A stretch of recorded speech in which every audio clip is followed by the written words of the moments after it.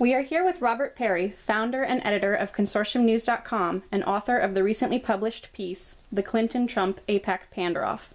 The article describes the events of the March 21, 2016 annual meeting of the American-Israel Public Affairs Committee, also known as AIPAC, during which presidential hopefuls Hillary Clinton, Donald Trump, Ted Cruz, and John Kasich offered their various genuflections to the powerful pro-Israel lobbying group.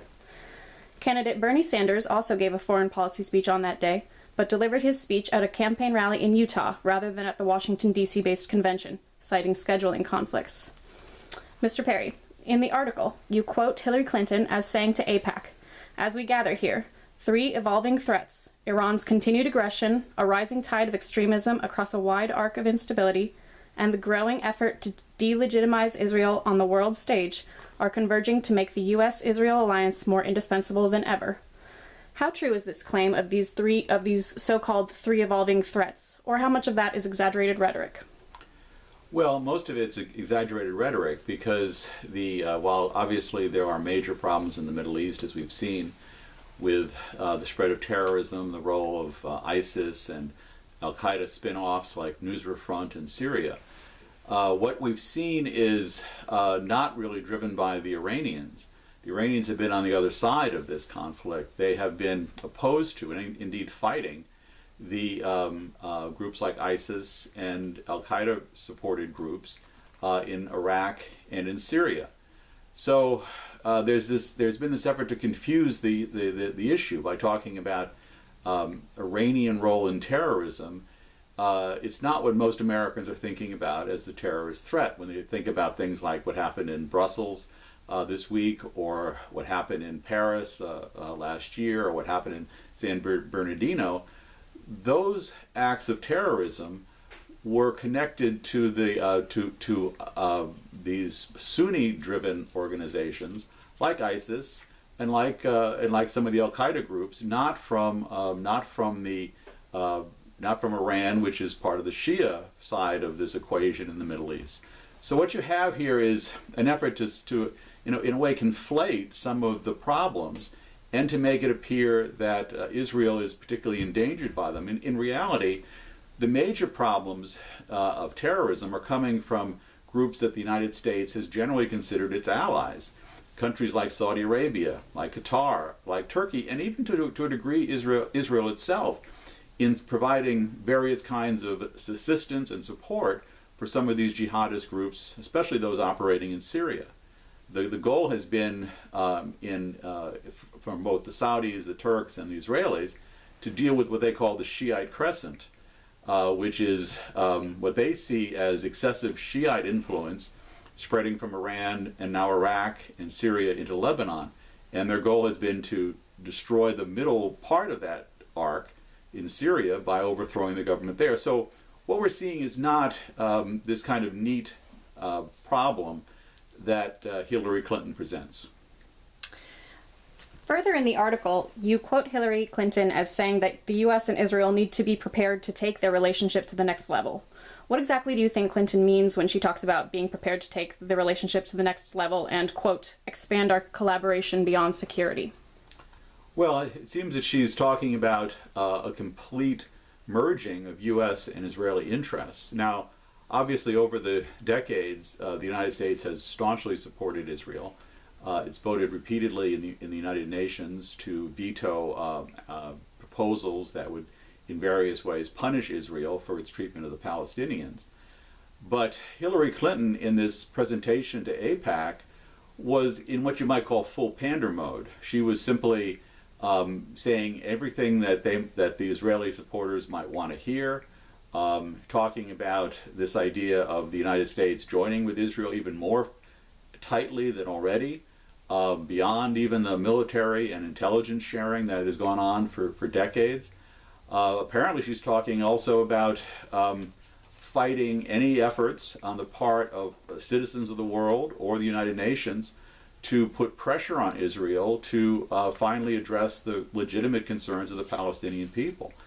She made a part of her speech was an attack on the so-called BDS movement, which has been seeking to boycott and divest some Israeli companies as a way peacefully to apply pressure on the Israelis to create an opening in the deadlock that now exists between Israel and the Palestinians. So she's pretty much taking a stance of the United States will entirely throw its backing behind Israel, and that it will tend to ignore the legitimate concerns of the Palestinian people who have been mistreated by the Israelis really now for generations. A very disturbing part of her speech was that she made really no substantive expression of sympathy for the Palestinian people. You mentioned in the article that, talking about campaign logistics here, you mentioned that Senator Sanders may have waited too long to make a clear foreign policy statement, effectively allowing Clinton to take the opportunity to take the campaign lead. However, as we have seen so far during this campaign, Clinton has often co-opted Sanders' more progressive messages to pander to the liberal Democratic base in the changing national mood.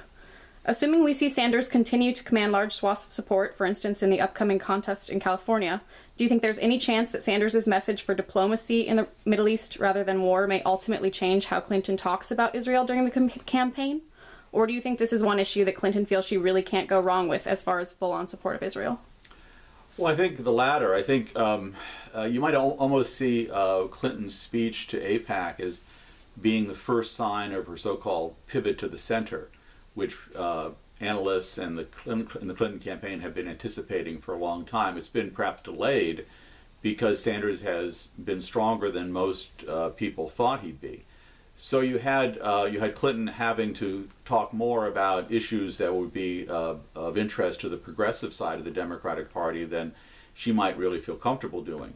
But now with her substantial lead in the delegate count, she may be using this AIPAC speech to signal that she's now prepared to take a much more a turn to the right, if you will. So because she doesn't feel she has to accommodate the progressive Democrats as much. That may be a mistake, and Sanders, for the first time in his speech on Monday, addressed in a more serious, substantive way his differences. In the past, he has tried to largely finesse the foreign policy issue by ceding it to Clinton, saying, well, she has much more experience and she was Secretary of State than I do. And he's not been as hard on her as he might. He's certainly criticized her vote on the Iraq War, where he voted against the Iraq War. But he has not really taken her to a task for a whole series of more neoconservative positions that she's taken, not just on Iraq, but later on Libya and on the Syria conflict and in Honduras back in 2009, when as Secretary of State she supported a coup d'etat against an elected progressive government. So Sanders did not want to engage on that. He wanted to stay focused on domestic issues, his income inequality theme. And that allowed Clinton to essentially claim that she was the person who understood foreign policy. And Sanders was a bit of a naive character regarding foreign policy. In these two speeches that occurred on Monday, we saw Clinton essentially reasserting her neocon-like positions, very much in support of Israel and the Middle East, taking a hard line, suggesting more regime changes in the future. And Sanders, for the first time, provided a more detailed, nuanced account of how he sees things differently. He was certainly very supportive of Israel, but he also suggested some strong sympathy for the Palestinian people. And he recognized that the idea of using military force should be truly a last resort, not an early or first resort. So I think you've seen Sanders staking out a bit of a different position in a more thorough way than he has previously, but politically it may be too late. Sort of in relation to that, in your recollection, do you ever remember hearing a presidential candidate while on the campaign trail be so openly not critical but not entirely supportive of Israel as Sanders has been? Well, there have been candidates in the past who have argued that the United States should not tie its positions in the Middle East so tightly to Israel. Most of them have been defeated in their campaigns. People like Pat Buchanan, for instance, when he challenged George H.W. Bush years ago, and on more of an America First platform. And obviously, you've seen with Donald Trump, and to some degree even with Ted Cruz, there's been more of a America First echo of that Buchanan message. And you also saw with Ron Paul, who ran against George W. Bush, and he ran against. He also ran against some of the more recent Republican contenders, and he's taken a position of being more of a libertarian, that the United States should return to being more of a republic than an empire. So you've seen these themes presented, but they've never actually worked in terms of getting the nomination. In some ways, President Obama has been perhaps the most critical of Israel that we've seen in recent times. But even though he vouches for his ardor on behalf of Israel, he has stood up to Prime Minister Netanyahu in some cases.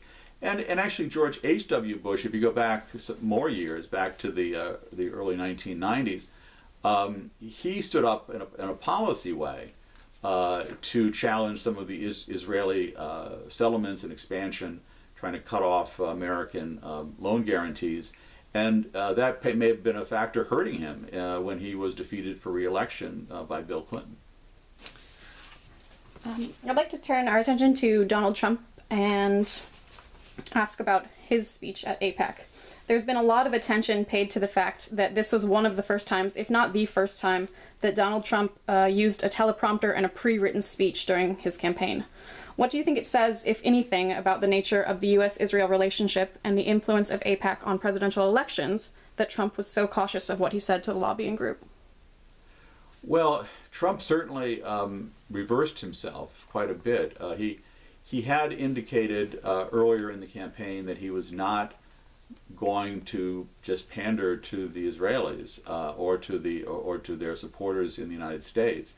He famously appeared before a group of donors, the so-called Adelson primary, and told them that he did not want their money, and that he favored being neutral in terms of the U.S. role in peace talks between the Palestinians and the Israelis. So he had staked out a position that seemed more independent of Israel.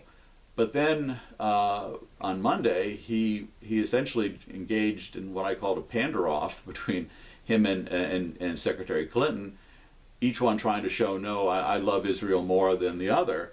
And we saw with Trump that he not only did he make it a more formal speech than he usually does, he used a teleprompter. He cited how much he would support Israel. He made a very harsh set of attacks on Iran, which is Israel's current bête noire. And then he also launched into some things that weren't even true, where he claimed that the Palestinians named their squares and streets after terrorists, and that Israel would never do such a thing. And he said there was no moral equivalence here. But the trouble is that historically the Israelis have named their streets and parks after their terrorists, including naming things after Menachem Begin and Yitzhak Shamir, who in their earlier days were terrorists who supported attacks on civilians, things like the bombing of the Camp David Hotel, the ethnic cleansing, the Deir Yassin massacre against the Palestinians. And so you had these, and not only were these leaders later honored with their names attached to streets and so forth, but they actually were elected prime minister, which is a more substantive issue than naming a park after somebody. So in many ways, Trump came across as kind of a know-nothing on some of this, and then he also made the point that he said, I love Israel, and that my family loves Israel, and he noted that his daughter had married an Orthodox Jew and converted to Judaism, and that he said she's expecting a beautiful Jewish baby. So there was kind of this overboard effort to pander, to position the two candidates in a way that made them appear have no distance between them and whatever Prime Minister Netanyahu might want to do. Do you think this seeming 180-degree flip on Trump's part, previously saying he would be neutral and now seemingly pandering to AIPAC, do you think this, along with the recent naming of his advisors to lead his foreign policy team, including the junior Republican senator from Alabama, Jeff Sessions, who was a strong advocate for the war in Iraq, do you think these things might tarnish the appeal of Trump for voters who had believed he would be a less interventionist and more even-handed candidate on foreign policy? Yes, I think there already are people who are looking at this and saying, well, perhaps they misunderstood who Trump was, that Trump had been coming across as a person who would put American interests first, who would not pander to the establishment, not accept these ideas that the U.S. must intervene across the Middle East, that the U.S. had distinct interests from Israel or any other country, and should not subordinate its positions to other countries. So that was sort of the vision people, I think, had of Trump. And while that may have offended some people, particularly those who are strong supporters of Israel, it was something that many Americans thought, well, it's about time. We've been out fighting wars all over the place, and not always seemingly for our own interests. So there was that attitude. And I've already gotten comments from people who say, well, I was going to vote for Trump if it was Trump versus Clinton, but now I'm not going to vote for either of them. So I think there are people who find what Trump did basically a deal breaker, and obviously, many of the same people had problems with other aspects of his message, his aggressive attacks on Mexicans and Muslims and other minorities. But now that this other aspect, which they thought, well, that might balance out if he were to break away from some of the establishment on foreign policy, they now think that may have been an illusion.